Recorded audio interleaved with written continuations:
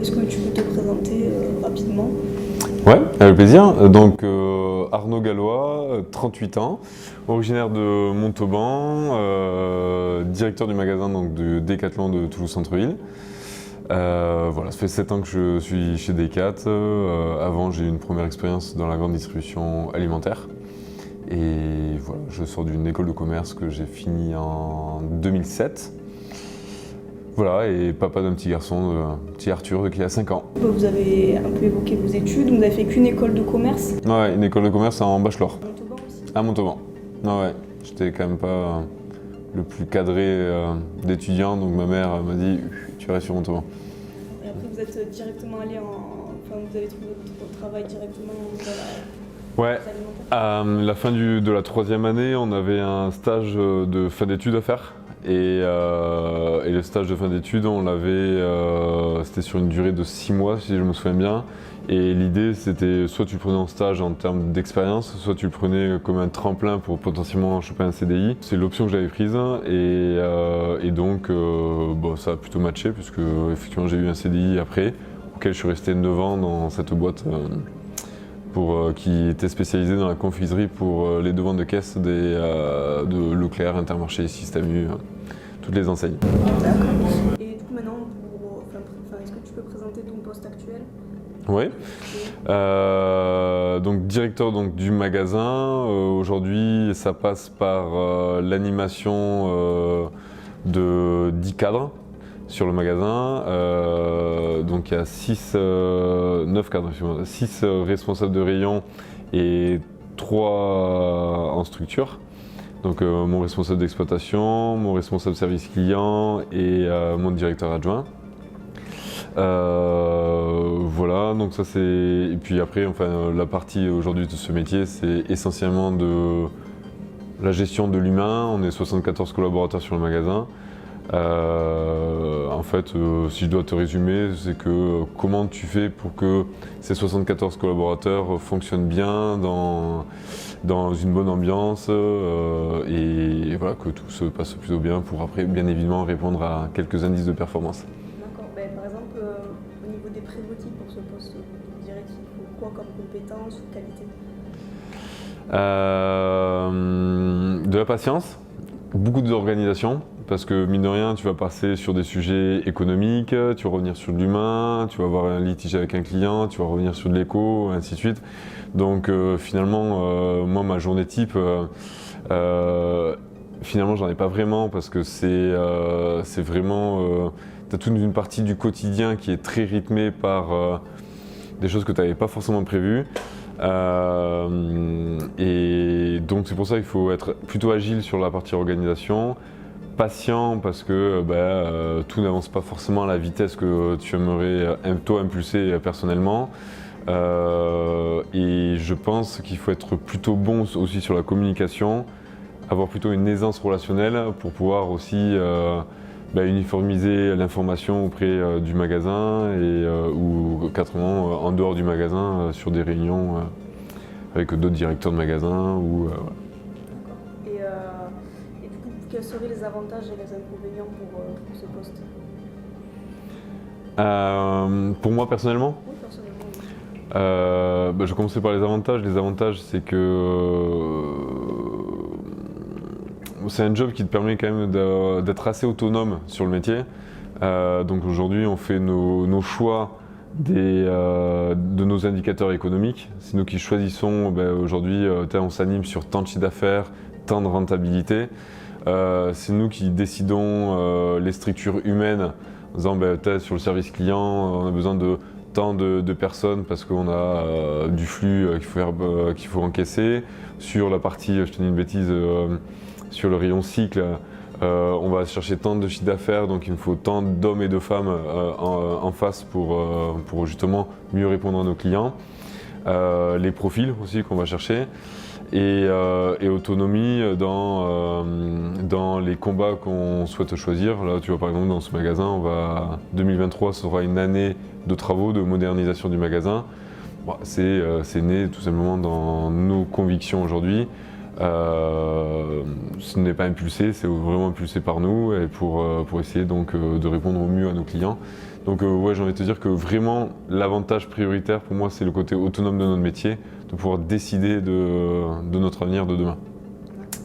Inconvénient, un inconvénient majeur.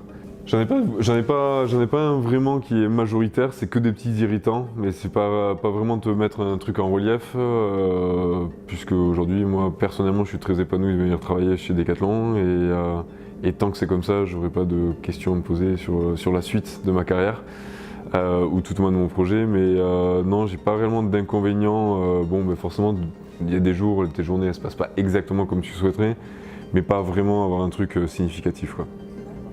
Et du coup, au niveau de tes motivations, c'était quoi pour faire ce poste-là? L'autonomie, ça c'est sûr. Moi perso, j'y cours après. En plus, j'aime bien ce côté, je reste salarié d'une boîte, mais tu as un peu ce statut auto-entrepreneur. Alors oui, tu es chez Decathlon, mais avec l'avantage de pouvoir driver ton magasin comme tu le souhaites.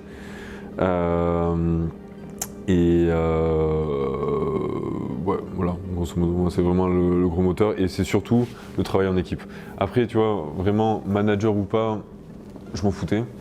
Par contre, j'avais besoin de travailler en équipe, d'avoir du monde autour de moi.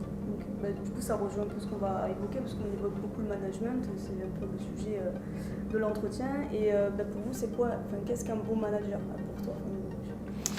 Un bon manager, c'est avant tout un mec qui a quand même la confiance de ses équipes et que c'est réciproque. C'est quelqu'un qui a l'écoute des attentes de ses collaborateurs et c'est surtout quelqu'un qui est capable de toujours expliquer le sens de pourquoi on fait les choses.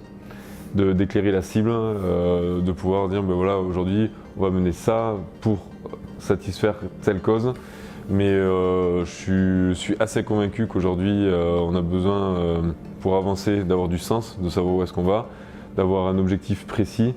Et après, c'est quelqu'un aussi qui est très humain. Enfin, moi, je pense que le manager, c'est quelqu'un qui forcément doit avoir une grosse appétence avec l'humain. Une grosse finesse managériale, le fait de pouvoir s'adapter et de pouvoir s'exprimer d'une manière différente, parce que on est tous sensibles, on a des sensibilités qui sont différentes, donc de pouvoir adapter aussi ses discours pour pas choquer, pour bien fédérer autour de lui, quoi. Et en tout, vous managez combien de personnes ici? En direct 9 personnes, en indirect 74. D'accord. Et vous serez quel type de manager? J'espère celui que je viens juste de te décrire. Et après, comment vous organisez-vous le travail de vos collaborateurs? Chacun a son périmètre de responsabilité. Pour les cadres, donc, on a 6 responsables de rayon, donc on a divisé le magasin en 6 cantons, dans 6 organisations.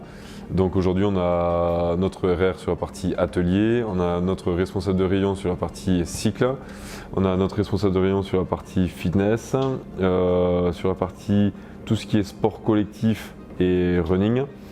Et à l'étage, on a la partie randonnée escalade et ce que nous on appelle dans notre jargon la glisse. La glisse été, donc c'est tout ce qui est sport de plage, et la glisse hiver, c'est tout ce qui est ski, snowboard, la glisse d'hiver. Et est-ce que ça vous arrive de déléguer des missions? Ouais, tous les jours. Ouais. Par exemple?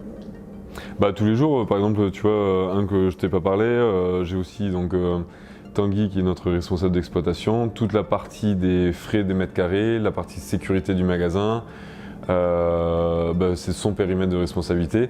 Ça ne m'empêche pas moi d'être informé de l'avancement, mais par contre le côté faiseur, c'est Tanguy qui en est responsable.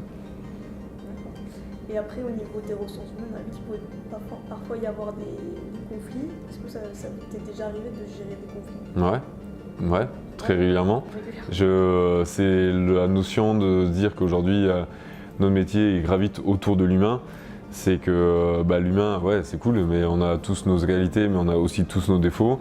Et c'est dans notre devoir d'aujourd'hui de juste rééclairer le cadre de jeu quand à un moment on a des déviances. Donc avec plus ou moins de gravité. Donc à nous d'adapter le recadrage en fonction de la gravité, mais oui, malheureusement ça nous est déjà arrivé, c'est pas un exercice confortable, mais pour moi c'est un exercice obligatoire pour un manager.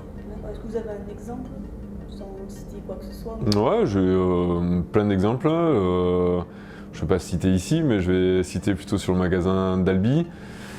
J'avais par exemple un de mes vendeurs qui arrivait toujours 4-5 minutes en retard tous les jours, qui ne l'empêchait pas de prendre un café en arrivant quand même.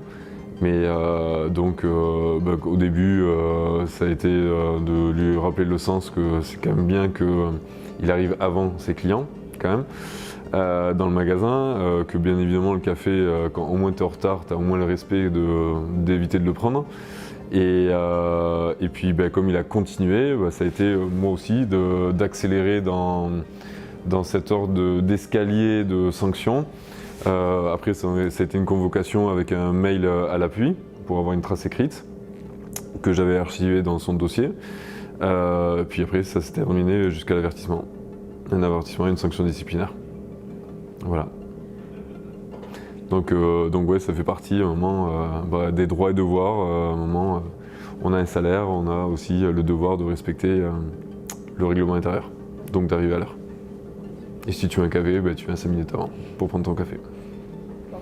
Et est-ce que votre métier est enrichissant pour vous Ouais, complètement. Personnel aussi Ouais, complètement. On a la chance dans l'enseigne d'avoir aussi beaucoup de formations à dispo, donc plutôt sur des formations typées sur le savoir-faire pour te faire grandir sur l'expertise de ton métier, mais aussi sur des savoir-être, plutôt sur du développement personnel pour mieux se connaître et potentiellement se réaiguiller en fonction de métiers ou de projets futurs. Est-ce que vous avez des perspectives d'évolution Oui, de toute façon quand je suis rentré moi en fin 2015 chez Decat, je suis rentré responsable de rayon, j'avais pour objectif d'être directeur de magasin. Je t'avoue que c'était vraiment mon premier step. Là, aujourd'hui, oui, donc il n'y a pas de perspective sur maintenant la partie retail Decathlon, puisque au-dessus de directeur de magasin, dans le magasin, il n'y a pas. Par contre, tu peux après travailler dans les marques, chez Kalenji, Quechua, Nabadji, on ne peut pas toutes les citer, soit en tant que merchandiser ou acheteur. Enfin, après, tu as X métiers qui peuvent s'ouvrir à toi, ou travailler en support au magasin, ou en travaillant dans les ressources humaines, ou dans directeur régional, ainsi de suite. Donc après, tu as... Vas-y. Est-ce que aussi votre réseau professionnel s'est élargi? Est-ce que ça vous a donné des idées aussi pour travailler ailleurs Tant qu'aujourd'hui j'ai l'autonomie qui est moi ma vraie motivation pour rester dans une entreprise, tant que ça c'est pas mis à mal, je n'ai pas de raison particulière. Tant qu'aujourd'hui mes valeurs sont toujours alignées avec les valeurs de l'entreprise, je n'ai pas de raison à aller voir ailleurs, je m'y sens bien. Par contre, forcément, je m'étais quand même posé la question si un jour tu as un projet externe et tu quittes Decathlon, je pense que je m'orienterai plutôt sur de la formation. Ouais. Et après, un peu plus personnel, mais est-ce que vous arrivez quand même à concilier vie pro et vie personnelle avec ce métier? C'est pas trop contraignant? C'est pas le plus évident, surtout qu'on a l'avantage, mais ça en devient aussi un inconvénient sur ce côté-là, d'être cadre. Donc on est sur des forfaits jours, donc peu importe les heures que nous faisons, seul l'objectif compte.